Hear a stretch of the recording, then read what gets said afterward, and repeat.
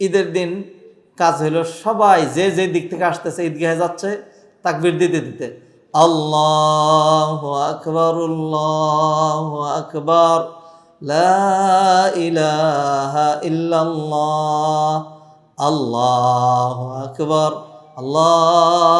আকবার ওয়ালিল্লাহিল হামদ।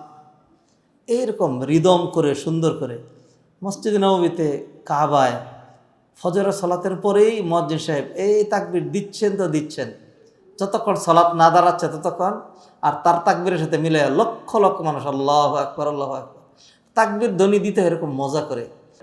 আল্লাহু আকবার কাবীরা ওয়ালহামদুলিল্লাহি কাসীরা ওয়া সুবহানাল্লাহি বুকরাতাও ওয়া আসীলা। এই তাকবীর সাহাবা কেরাম বুঝেছিলেন যে এটা অনেক বড় বিষয়।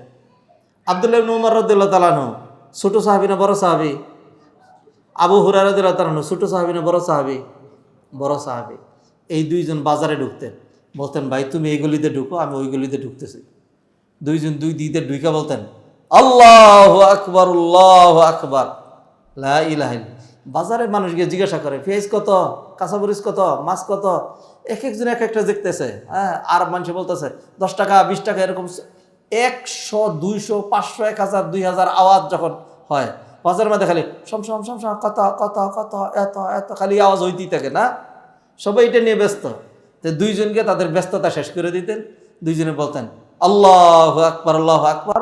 আর তখন বাজারের মানুষেরা হায় আল্লাহ, জিলহজ মাসের প্রথম 10 দিনের সময় আমরা ভুলে গেছি আব্দুল্লাহ ইবনে উমর ঢুকছেন, আবু হুরায়রা ঢুকছেন, সবাই কোন না কত সব বন্ধ করে সবাই বলতেন আল্লাহু আকবার লা ইলাহা ইল্লাল্লাহ আল্লাহু আকবার ওয়ালিল্লাহিল হামদ। মজা নাকি মজা না?